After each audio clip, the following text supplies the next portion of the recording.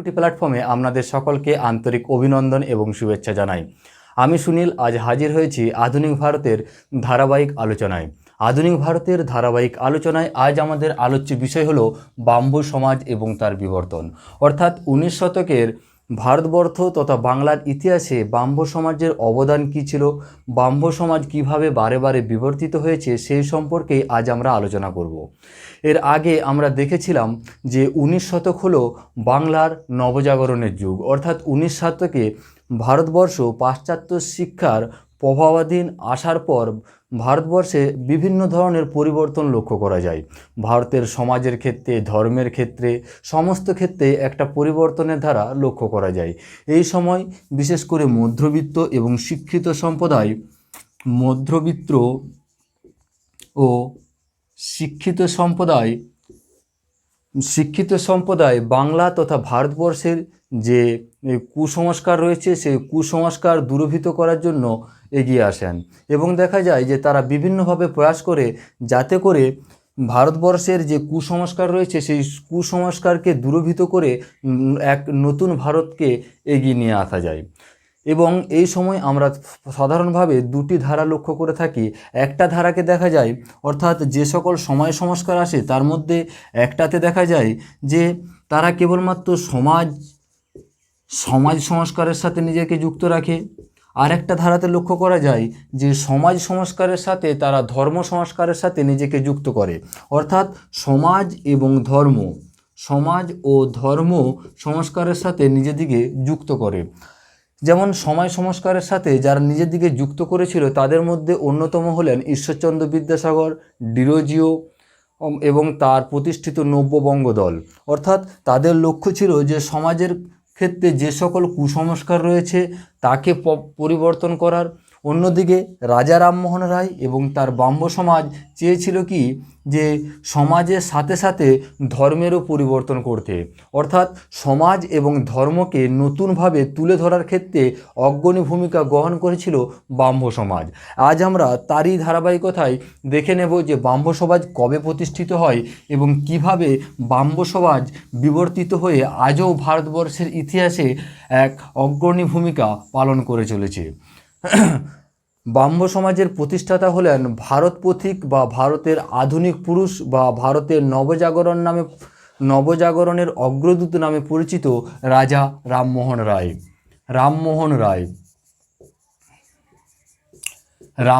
রায় ব্রাহ্ম সমাজ প্রতিষ্ঠা করেন। এবং ব্রাহ্ম সমাজের যদি আমরা আদি ইতিহাস দেখি তাহলে আমরা দেখতে পাই যে রাজা রামমোহন রায় অতি অল্প বয়সে পার্সি, সংস্কৃত, ফার্সি প্রভৃতি ভাষায় ব্যুৎপত্তি লাভ করে এবং তিনি একেশ্বরবাদের প্রতি আকৃষ্ট হন। ভারতের যে বৈদান্তিক দর্শন রয়েছে এবং ইসলামের যে একেশ্বরবাদ, এই বৈদান্তিক দর্শন এবং একেশ্বরবাদের প্রতি আকৃষ্ট হয়ে তিনি 1815 খ্রিস্টাব্দে প্রতিষ্ঠা করেন আত্মীয় সভা। 1815 খ্রিস্টাব্দে আত্মীয় সভা প্রতিষ্ঠা করেন এবং আমরা দেখতে পাই যে আত্মীয় সভা সেই সময় 18 শতকের যে সকল কুসংস্কার রয়েছে, ধর্মের সাথে যে সকল কুসংস্কার রয়েছে, অর্থাৎ দেখা যায় যে ধর্মের সাথে পৌত্তলিকতা অর্থাৎ পুতুল পূজা, তারপর দেখা যায় যে পৌত্তলিকতার সাথে সাথে বিভিন্ন ধরনের সমাজের যে সমস্ত কুসংস্কার রয়েছে অর্থাৎ হচ্ছে পৌত্তলিকতা, এছাড়াও দেখা যায় যে বহু ঈশ্বরবাদ, এসবের পরিবর্তে রাজা রামমোহন রায় একেশ্বরবাদের কথা বললেন। অর্থাৎ এক ঈশ্বরের কথা বললেন রাজা রামমোহন রায়। আর এই একেশ্বরবাদী আন্দোলনকে জোরদার করার জন্য 1815 খ্রিস্টাব্দে তিনি প্রতিষ্ঠা করেন আত্মীয় সভা। এই আত্মীয় সভার অধিবেশন বস্তু ডিরোজিওর বাড়িতে।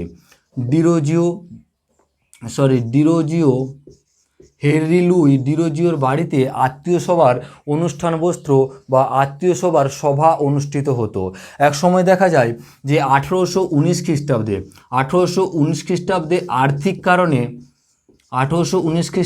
আর্থিক কারণে আত্মীয় সভার অধিবেশনগুলি বন্ধ হয়ে যায় এবং এই সময় রাজা রামমোহন রায় তার যে বিবর্তনের ধারাকে এগিয়ে নিয়ে যাওয়ার জন্য তিনি চেষ্টা করেন এবং তারই পরিপ্রেক্ষিতে তারই পরিপ্রেক্ষিতে 1828 খ্রিস্টাব্দে প্রতিষ্ঠিত হয় ব্রাহ্ম সভা।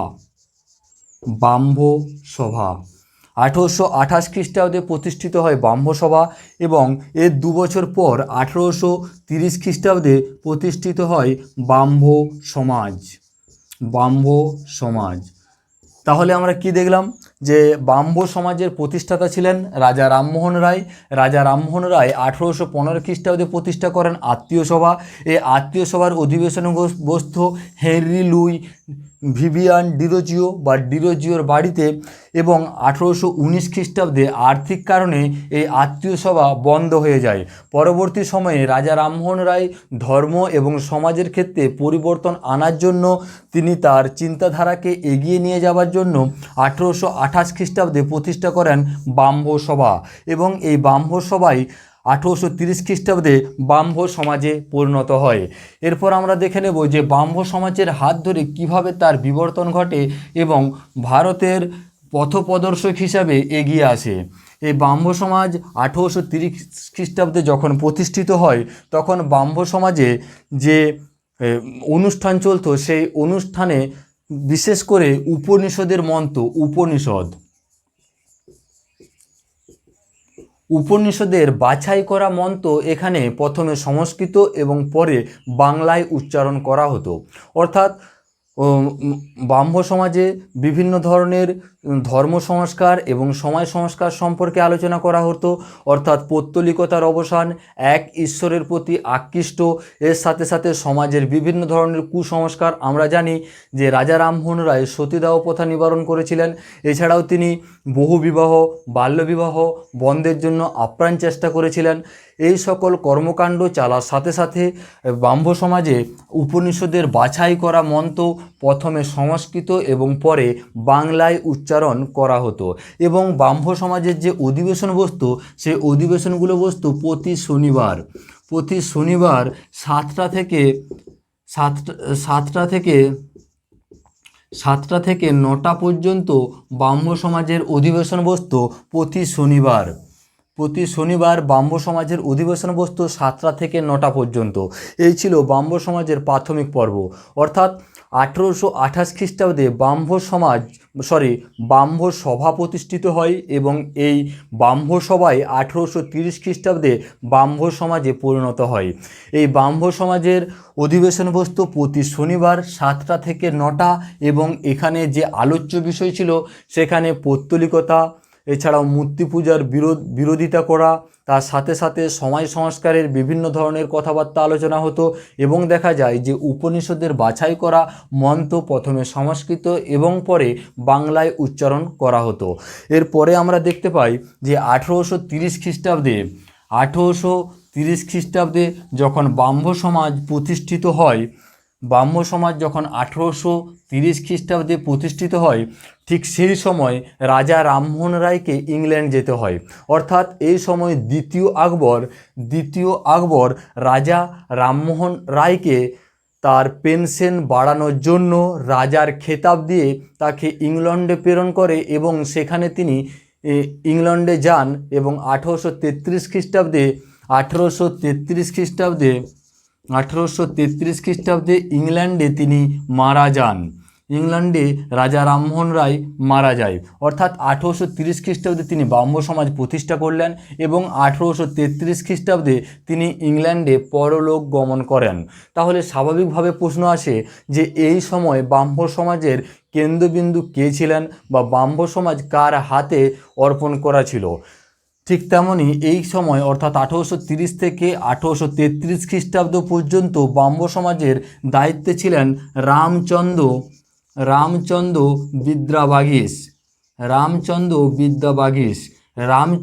বিদ্যাবাগীশ মহাশয় ব্রাহ্ম সমাজের দায়িত্বে ছিলেন যতদিন পর্যন্ত রাজা রামমোহন রায় ইংল্যান্ডে অবস্থান করেন এবং 1833 খ্রিস্টাব্দে ইংল্যান্ডের ব্রিস্টল শহরে রাজা রামমোহন রায় মেনিনজাইটিস রোগে মারা যায়। সেই সময় অর্থাৎ 1833 খ্রিস্টাব্দের পর 1833 এর পর ব্রাহ্ম সমাজের দায়িত্ব গ্রহণ করেন দ্বারকানাথ ঠাকুর।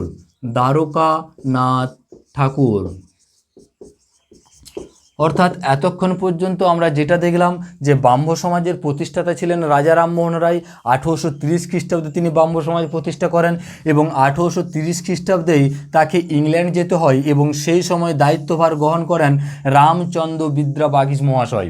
অর্থাৎ রাজা রামমোহন রায় জীবিত থাকা অবস্থায় বা ইংল্যান্ড থাকা অবস্থায় ব্রাহ্ম সমাজের দায়িত্বে ছিলেন রামচন্দ্র বিদ্রা বাগিশ এবং যখন 1833 খ্রিস্টাব্দে ইংল্যান্ডে রাজা রামমোহন রায় পরলোক গমন করেন তখন এই দায়িত্বভার গ্রহণ করেন দ্বারকানাথ ঠাকুর। এরপরে আমরা দেখি যে দ্বারকানাথ ঠাকুরের হাত ধরে ব্রাহ্ম সমাজের অগ্রগতি ঘটে এবং 1843 খ্রিস্টাব্দে 1843 খ্রিস্টাব্দে ব্রাহ্ম সমাজের দায়িত্ব গ্রহণ করেন দেবেন্দ্রনাথ ঠাকুর। দেবেন্দ্রনাথ ঠাকুর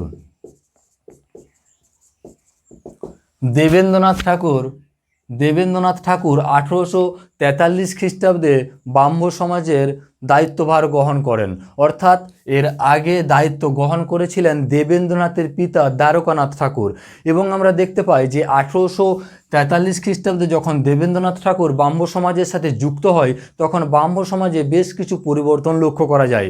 যেমন দেবেন্দ্রনাথ ঠাকুর ব্রাহ্ম সমাজে যোগদানের পূর্বে অর্থাৎ যখন তিনি ব্রাহ্ম সমাজে যোগদান করেননি তখন 1839 খ্রিস্টাব্দে তিনি একটি সংগঠন প্রতিষ্ঠা করেছিলেন যার নাম তত্ত্ববোধিনী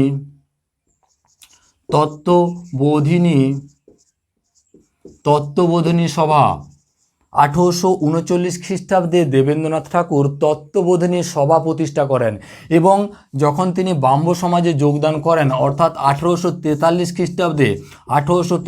খ্রিস্টাব্দে তিনি ব্রাহ্ম সমাজের কার্যকলাপ তুলে ধরার জন্য প্রকাশ করেন তত্ত্ববোধিনী পত্রিকা।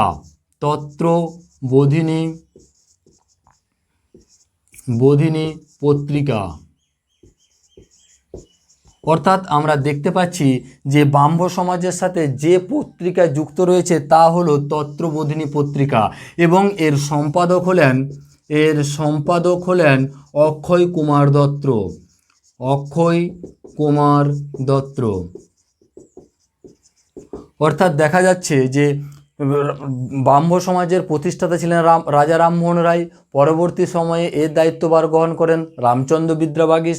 তার পরবর্তী সময়ে দায়িত্বভার গ্রহণ করেন দ্বারকানাথ ঠাকুর এবং দ্বারকানাথ ঠাকুরের পরে দায়িত্বভার গ্রহণ করতে এগিয়ে আসেন তারই পুত্র দেবেন্দ্রনাথ ঠাকুর। অর্থাৎ কবিগুরু রবীন্দ্রনাথ ঠাকুরের পিতা দেবেন্দ্রনাথ ঠাকুর 1843 খ্রিস্টাব্দে ব্রাহ্ম সমাজের দায়িত্ব গ্রহণ করেন এবং তিনি ব্রাহ্ম সমাজের কার্যাবলী তুলে ধরার জন্য 1843 খ্রিস্টাব্দে একটা পত্রিকা প্রকাশ করেন যার নাম হয় তত্ত্ববোধিনী পত্রিকা। এই পত্রিকার সম্পাদক ছিলেন অক্ষয় কুমার দত্ত। এরপরে আমরা আলোচনা করব যে দেবেন্দ্রনাথ ঠাকুরের হাত ধরে ব্রাহ্ম সমাজে আর কি পরিবর্তন লক্ষ্য করা যায়। দেবেন্দ্রনাথ ঠাকুর যখন ব্রাহ্ম সমাজে যোগদান করেন এবং তত্ত্ববোধিনী পত্রিকা প্রকাশ করেন তখন ব্রাহ্ম সমাজ নতুনভাবে এগিয়ে আসে এবং এই সময় দেখা যায় যে ব্রাহ্ম সমাজ একটি ধর্মীয় সম্প্রদায়ে পরিণত হয় বা ধর্মীয় সংগঠনে পরিণত হয়। অর্থাৎ ব্রাহ্ম সমাজের প্রাথমিক পর্বে সেটি ছিল একটি সমাজ এবং ধর্ম সংস্কার সংগঠন। অর্থাৎ প্রথম পর্বে ব্রাহ্ম সমাজ যখন রাজা রামমোহন রায় ছিলেন তখন সেখানে সমাজ এবং ধর্ম দুটো বিষয়ের উপরেই গুরুত্ব দেওয়া হয়, কিন্তু যখন দেবেন্দ্রনাথ ঠাকুর আসে তখন সেখানে ধর্মকে কেন্দ্র করে আড়ম্বর শুরু হয় এবং এটি একটি ধর্মীয় সংগঠনে পরিণত হয় এবং তিনি 1861 খ্রিস্টাব্দে দেবেন্দ্রনাথ ঠাকুর ব্রাহ্ম ধর্মের অনুষ্ঠান পদ্ধতি বলে একখানা গ্রন্থ লেখেন। ব্রাহ্ম ধর্মের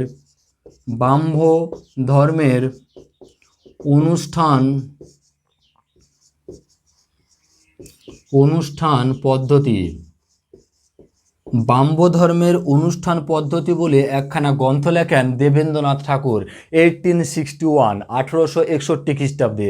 অর্থাৎ ব্রাহ্ম সমাজে যারা যোগদান করে তাদের কিছু ধর্মীয় অনুষ্ঠানের মধ্য দিয়ে যোগদান করতে হয়। এছাড়াও তারপর বিবাহ এবং মৃত্যু পরবর্তী সময়ে তিনি বেশ কিছু অনুষ্ঠান বা ক্রিয়াকলাপের কথা বলেন, যে সকল বিষয়বস্তু তিনি তুলে ধরেন ব্রাহ্ম ধর্মের অনুষ্ঠান পদ্ধতি নামক গ্রন্থে। এবং এই বিষয়কে কেন্দ্র করে এবং বেদের অভ্রান্ততা অর্থাৎ বেদ কতখানি সঠিক এবং কতখানি ভুল সেই নিয়ে ব্রাহ্ম সমাজে এক বিরোধ দেখা দেয়। অক্ষয় কুমার দত্ত এবং তার অনুগামীদের সাথে দেবেন্দ্রনাথ ঠাকুরের একখানা বিরোধ দেখা দেয়। এই বিরোধ চলাকালীন অর্থাৎ যখন দেবেন্দ্রনাথ ঠাকুর এবং অক্ষয় কুমার দত্তের মধ্যে বেদের অভ্রান্ততা নিয়ে প্রশ্ন উঠে, সেই সময় ব্রাহ্ম সমাজে যোগদান করেন কে.সি. সেন বা কেশবচন্দ্র সেন।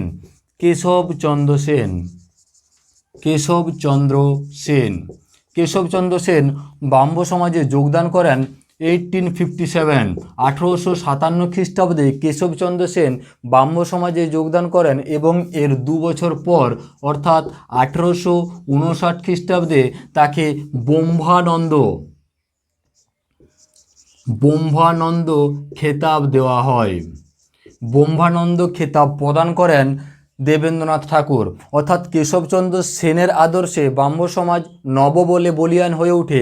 এ কারণে 1859 খ্রিস্টাব্দে দেবেন্দ্রনাথ ঠাকুর কেশবচন্দ্র সেনকে ব্রহ্মানন্দ খেতাব প্রদান করেন এবং 1862 খ্রিস্টাব্দে তাকে ব্রাহ্ম সমাজের আচার্য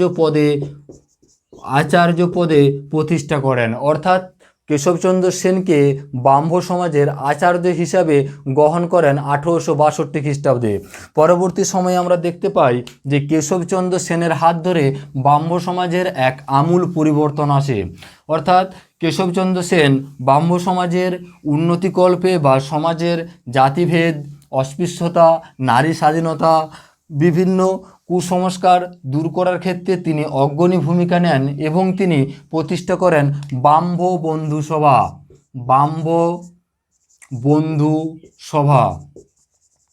1860 খ্রিস্টাব্দে কেশবচন্দ্র প্রতিষ্ঠা করেন ব্রাহ্ম বন্ধু সভা। এছাড়াও আমরা দেখতে পাই যে তিনি সঙ্গত সভা প্রতিষ্ঠা করেন 1860 খ্রিস্টাব্দে। এছাড়াও তিনি ক্যালকাটা কলেজ প্রতিষ্ঠা করেন। ক্যালকাটা কলেজ প্রতিষ্ঠা করেন। এছাড়াও দেখা যায় তিনি মেয়েদের জন্য ভিক্টোরিয়া কলেজ প্রতিষ্ঠা করেন। অর্থাৎ কেশবচন্দ্র সেনের আদর্শে বা অনুপ্রেরণায় ব্রাহ্ম সমাজের এক নববলে এগিয়ে আসে এবং তার আন্দোলনে ব্রাহ্মবন্ধু সভা, সঙ্গত সভা, ক্যালকাটা কলেজ, ভিক্টোরিয়া কলেজ প্রভৃতি প্রতিষ্ঠান প্রতিষ্ঠিত হয়। এছাড়াও দেখা যায় যে কেশবচন্দ্র সেন সমাজের বিভিন্ন ধরনের দুর্নীতি দূর করার জন্য এগিয়ে আসে। অর্থাৎ দেবেন্দ্রনাথ ঠাকুর যে ব্রাহ্ম সমাজকে ধর্মীয় সম্প্রদায়ে প্রতিষ্ঠা করে, সেই ধর্মীয় সংগঠন থেকে কেশবচন্দ্র সেন আবার সেই ব্রাহ্ম সমাজকে সমাজের সাথে যুক্ত করেন এবং তিনি নারী কল্যাণ, শ্রমিক উন্নয়ন, শ্রমিক কল্যাণ, নৈশ বিদ্যালয়, নৈশ বা রাতের বেলায় শ্রমিকদের উদ্দেশ্যে যে বিদ্যালয় প্রতিষ্ঠা করা হয় তা নৈশ বিদ্যালয় নামে পরিচিত। এটি 1870 খ্রিস্টাব্দে প্রতিষ্ঠিত হয়। এই সকল কর্মকাণ্ডের সাথে রাজা রামমোহন রায়ের প্রতিষ্ঠিত ব্রাহ্ম সমাজে কেশবচন্দ্র সেন বড় ভূমিকা নেয়। এই সকল কাজকর্ম পরিচালনা করার জন্য তিনি বেশ কিছু পত্রিকা সম্পাদন করেন। অর্থাৎ কেশবচন্দ্র সেন ব্রাহ্ম সমাজের কার্যাবলী পরিচালনা করার জন্য বেশ কিছু পত্রিকায় লেখালেখি শুরু করেন। এর আগে আমরা দেখলাম যে ব্রাহ্ম সমাজের সাথে যুক্ত একখানা পত্রিকা হলো তত্ত্ববোধিনী পত্রিকা, যে পত্রিকার সম্পাদক ছিলেন অক্ষয় কুমার দত্ত। এরপর কেশবচন্দ্র সেন বেশ কিছু পত্রিকার সাথে ব্রাহ্ম সমাজের কার্যাবলী তুলে ধরেন। সেই সকল পত্রিকার মধ্যে অন্যতম হলো সুলভ সমাচার,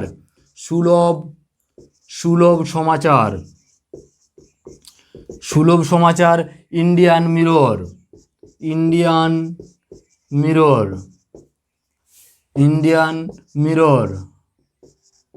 মদ না গরল,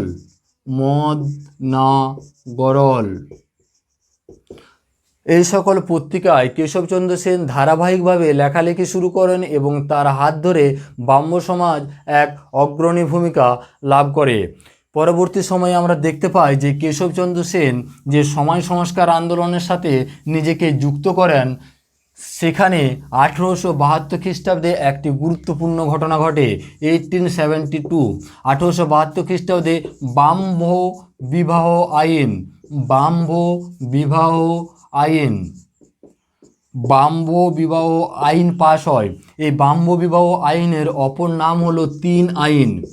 3 আইন অর্থাৎ কেশবচন্দ্র সেনের আদর্শে ব্রাহ্ম সমাজ 1872 খ্রিস্টাব্দে 3 আইন বা ব্রাহ্ম বিবাহ আইন পাশ করতে এগিয়ে আসে এবং এই আইনে কি বলা হয় না, বহু বিবাহ বন্ধ করা হয়। বহু বিবাহ বন্ধ করা হয়। অসবর্ণ বিবাহ ও বিধবা বিবাহ চালুর কথা বলা হয় বা প্রবর্তনের কথা বলা হয়। অর্থাৎ 3 আইনে বহু বিবাহ বন্ধ করা হয়। আগেকার দিনে কি হতো, এক পুরুষের একাধিক স্ত্রী থাকতো, অর্থাৎ বহু বিবাহ বন্ধ করা হয়। অসবর্ণ বিবাহ এবং বিধবা বিবাহ চালু করা হয়। এই গেল কেশবচন্দ্র সেনের নেতৃত্বাধীন ব্রাহ্ম সমাজ। তাহলে কেশবচন্দ্র সেন ব্রাহ্ম সমাজে যোগদান কবে করেন না, কেশবচন্দ্র সেন ব্রাহ্ম সমাজে যোগদান করেন 1857 1857 খ্রিস্টাব্দে ব্রাহ্ম সমাজে যোগদান করেন। তার আগে কে যোগদান করেন, 1843 খ্রিস্টাব্দে যোগদান করেন দেবেন্দ্রনাথ ঠাকুর। এবং তার আগে আমরা দেখতে পাই যে প্রতিষ্ঠিত হয় কবে না, 1830 খ্রিস্টাব্দে। 1866 খ্রিস্টাব্দে ব্রাহ্ম সমাজে বিবর্তন আসে। অর্থাৎ ব্রাহ্ম সমাজে কেশবচন্দ্র সেন এবং তার অনুগামীদের মধ্যে একটা বৈরিতার সম্পর্ক সৃষ্টি হয় এবং ব্রাহ্ম সমাজ দুটি ভাগে বিভক্ত হয়ে পড়ে। দেবেন্দ্রনাথ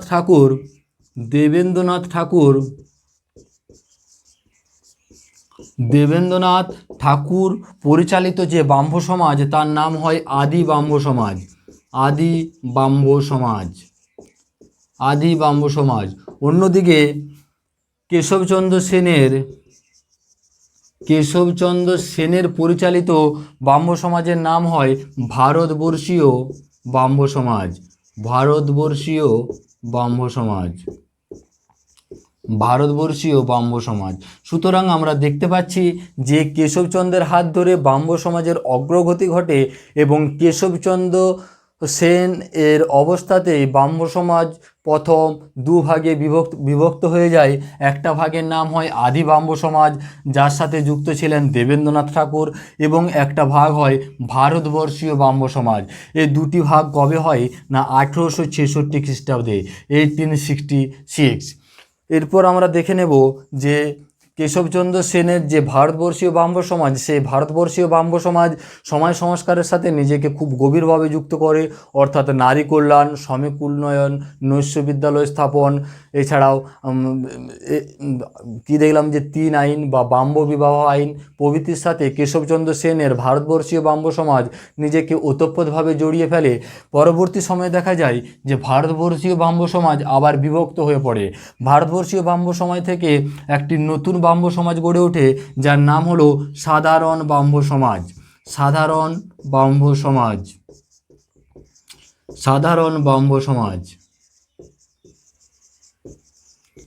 ভারতবর্ষীয় ব্রাহ্ম সমাজ বিভক্ত হয়ে যায় কবে না, 1878 খ্রিস্টাব্দের 15ই মে। 1878 খ্রিস্টাব্দে 15ই মে ভারতবর্ষীয় ব্রাহ্ম সমাজ আবার দুটি ভাগে বিভক্ত হয়ে যায়, যার মধ্যে একটি হলো 1878 খ্রিস্টাব্দের কি না সাধারণ ব্রাহ্ম সমাজ। এই সাধারণ ব্রাহ্ম সমাজ এখনো পর্যন্ত বর্তমান রয়েছে। অর্থাৎ ব্রাহ্ম সমাজের যে সংগঠন এখনো পর্যন্ত ভারতবর্ষে তার কার্যাবলী চালিয়ে যাচ্ছে, সেটি হলো সাধারণ ব্রাহ্ম সমাজ।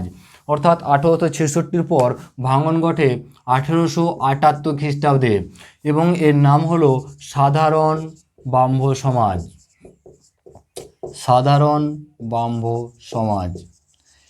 এই সাধারণ ব্রাহ্ম সমাজ গড়ে ওঠার কারণ কী ছিল, বা কেশবচন্দ্র সেনের সাথে যে ভারতবর্ষীয় ব্রাহ্ম সমাজের যে অন্যান্য অনুগামীরা অর্থাৎ আনন্দমোহন বসু, শিবনাথ শাস্ত্রী, শিবচন্দ্র দেব, দুর্গাচরণ বন্দ্যোপাধ্যায়, এদের বিরোধের কারণ কী ছিল না, কেশবচন্দ্র সেন তার নিজ কন্যা সুনীতা দেবীকে কোচবিহারের রাজপুত্রের সাথে বিবাহ দেয় এবং সুনীতা দেবী তখন নাবালিকা ছিলেন। অর্থাৎ নাবালিকা সুনীতা দেবীর সাথে কোচবিহারের যে রাজপুত্র নাবালক রাজপুত্রের সাথে কেশবচন্দ্র সেন তার বিবাহ দেয়। এ কারণে দেখা যায় যে তার যে অনুগামীরা রয়েছে সেই অনুগামীরা এটিকে মেনে নিতে পারে না এবং তাদের নেতৃত্বে 1878 খ্রিস্টাব্দে গড়ে ওঠে সাধারণ ব্রাহ্ম সমাজ। 1878 খ্রিস্টাব্দের 15ই মে গড়ে ওঠে সাধারণ ব্রাহ্ম সমাজ এবং সাধারণ ব্রাহ্ম সমাজের যে প্রথম সভাপতি, এর সভাপতি ছিলেন কে না, এর সভাপতি ছিলেন আনন্দমোহন বসু। আনন্দমোহন বসু সাধারণ ব্রাহ্ম সমাজের প্রথম সভাপতি ছিলেন এবং এর সম্পাদক ছিলেন শিবচন্দ্র দেব। শিবচন্দ্র দেব সাধারণ ব্রাহ্ম সমাজের প্রথম সম্পাদক ছিলেন এবং এর প্রথম আচার্য ছিলেন বিজয়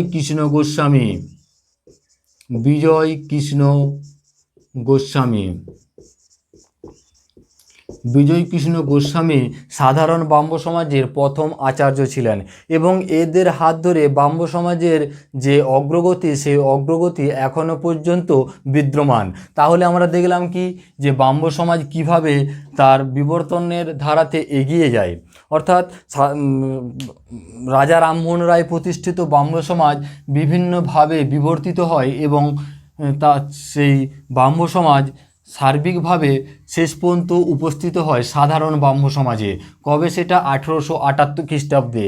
এরপরও ব্রাহ্ম সমাজের আরেকটা ভাগ আমরা দেখতে পাই, সেটা কি না 1880 খ্রিস্টাব্দে, যার নাম হলো নববিধান ব্রাহ্ম সমাজ।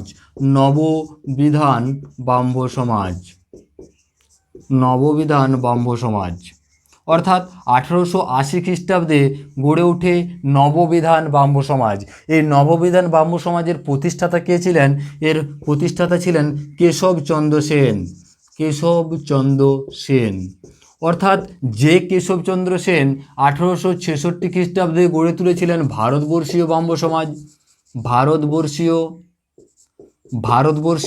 সমাজ, সেই ভারতবর্ষীয় ব্রাহ্ম সমাজই আবার নতুন রূপে বেরিয়ে আসে 1880 খ্রিস্টাব্দে, যার নাম হয় নববিধান ব্রাহ্ম সমাজ।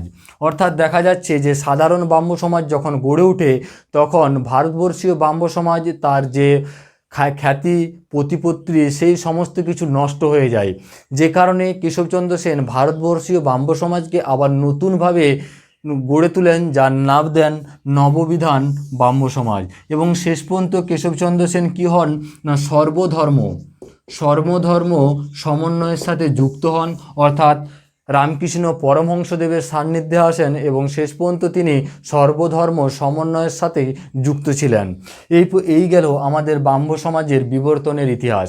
এবং ব্রাহ্ম সমাজের যদি আমরা অবদানের কথা দেখি, অর্থাৎ ব্রাহ্ম সমাজ আমাদের সমাজ এবং ধর্মের ক্ষেত্রে কি কি অবদান রেখে গেছেন, তাহলে আমরা দেখতে পাই যে ব্রাহ্ম সমাজের যে অবদান, এই অবদানের মধ্যে কি রয়েছে না নারী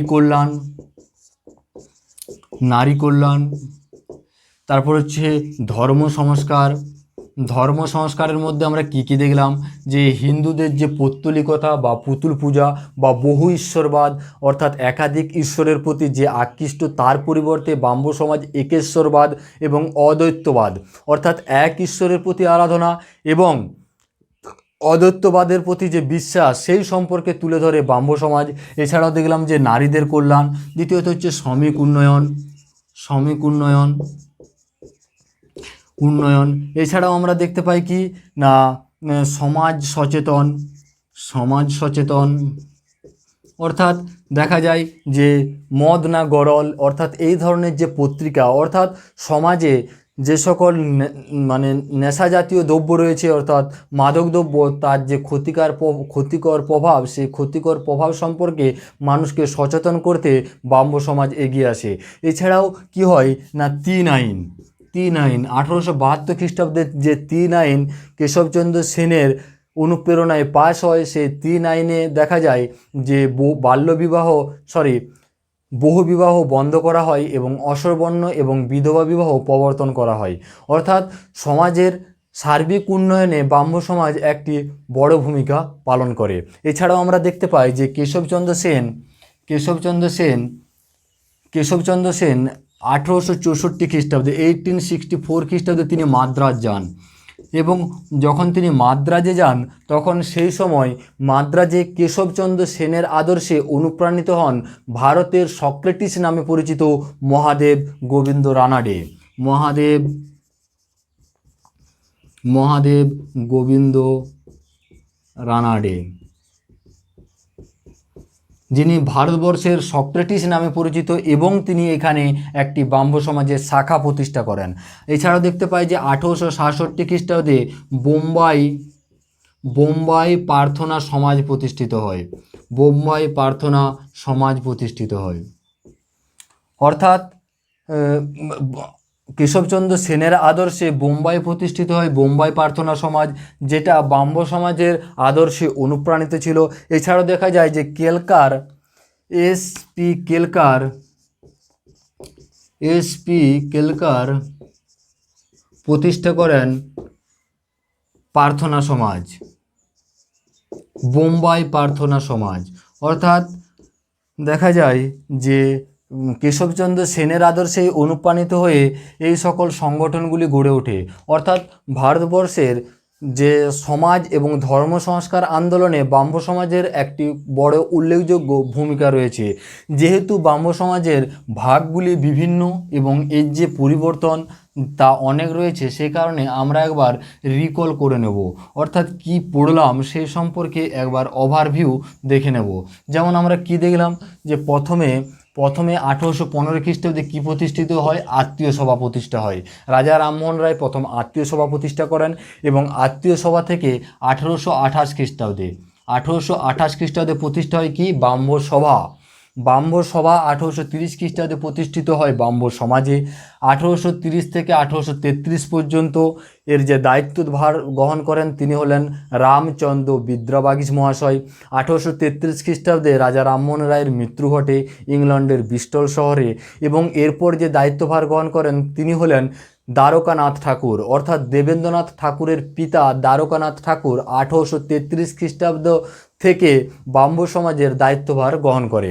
তারপরে আমরা কি দেখলাম না, 1843 খ্রিস্টাব্দে এর দায়িত্বভার গ্রহণ করে দেবেন্দ্রনাথ ঠাকুর, অর্থাৎ কবিগুরু রবীন্দ্রনাথ ঠাকুরের পিতা দেবেন্দ্রনাথ ঠাকুর 1843 খ্রিস্টাব্দে ব্রাহ্ম সমাজের সাথে নিজেকে যুক্ত করে এবং তিনি তত্ত্ববোধিনী পত্রিকা, ব্রাহ্ম ধর্মের অনুষ্ঠান প্রভৃতির মধ্য দিয়ে ব্রাহ্ম সমাজের কাজের সাথে নিজেকে যুক্ত রাখেন। এরপর দেখা যায় যে 1857 খ্রিস্টাব্দে কী হয় না, 1857 খ্রিস্টাব্দে কেশবচন্দ্র সেন ব্রাহ্ম সমাজে যোগদান করেন। কেশবচন্দ্র সেনের হাত ধরে ব্রাহ্ম সমাজের বিবর্তন শুরু হয় এবং দেখা যায় যে 1866 খ্রিস্টাব্দে ব্রাহ্ম সমাজ আবার দুটি ভাগে ভাগ হয়ে যায়। একটা ভাগ হয় দেবেন্দ্রনাথ ঠাকুরের নেতৃত্বে পরিচালিত আদি ব্রাহ্ম সমাজ। দেবেন্দ্রনাথ ঠাকুর অর্থাৎ যিনি এর আগে ব্রাহ্ম সমাজের সাথে যুক্ত ছিলেন, সেই দেবেন্দ্রনাথ ঠাকুরের যে ব্রাহ্ম সমাজ তার নাম হয় আদি ব্রাহ্ম সমাজ। এবং দেখা যায় যে 1866 খ্রিস্টাব্দে কেশবচন্দ্র সেন যে ব্রাহ্ম সমাজ প্রতিষ্ঠা করেন তার নাম হয় ভারতবর্ষীয় ব্রাহ্ম সমাজ। এবং এই ভারতবর্ষীয় ব্রাহ্ম সমাজ আবার বিভক্ত হয়ে যায় এবং 1878 খ্রিস্টাব্দে 15ই মে ভারতবর্ষীয় ব্রাহ্ম সমাজ বিভক্ত হয়ে হয় সাধারণ ব্রাহ্ম সমাজ। এর সাথে কারা যুক্ত ছিলেন না, এর প্রথম যে সভাপতি আনন্দমোহন বসু, এছাড়াও সম্পাদক শিবচন্দ্র দেব, আচার্য বিজয়কৃষ্ণ গোস্বামী, এছাড়াও ছিলেন শিবনাথ শাস্ত্রী, দুর্গাচরণ বন্দ্যোপাধ্যায়। এদের নেতৃত্বে গড়ে ওঠে সাধারণ ব্রাহ্ম সমাজ। এবং পরবর্তী সময়ে দেখা যায় যে ভারতবর্ষীয় ব্রাহ্ম সমাজকে আবার নতুনভাবে তুলে ধরেন কেশবচন্দ্র সেন, যার নাম হয় নববিধান ব্রাহ্ম সমাজ এবং যার সময়কাল ছিল 1880। এছাড়াও আমরা দেখলাম যে ব্রাহ্ম সমাজের অবদান কী ছিল এবং দক্ষিণ ভারতের সক্রেটিস নামে পরিচিত মহাদেব গোবিন্দ রানাডে ব্রাহ্ম সমাজের আদর্শে অনুপ্রাণিত হয়ে তিনি ব্রাহ্ম সমাজের শাখা প্রতিষ্ঠা করেন। এছাড়াও কেলকার বোম্বাই প্রার্থনা সমাজ প্রতিষ্ঠা করেন। এই গেল ব্রাহ্ম সমাজের ধারাবাহিক ইতিহাস। আশা করি ভিডিওটি আপনাদের ভালো লেগেছে। যদি ভালো লেগে থাকে তাহলে অবশ্যই সহযোগিতা করবেন এবং লাইক করবেন, কারণ আপনাদের এই উৎসাহই আমাকে পরবর্তী ভিডিও বানানোর প্রেরণা দেয়। নমস্কার, ভালো থাকবেন, সুস্থ থাকবেন, আপনার দিনটি শুভ হোক।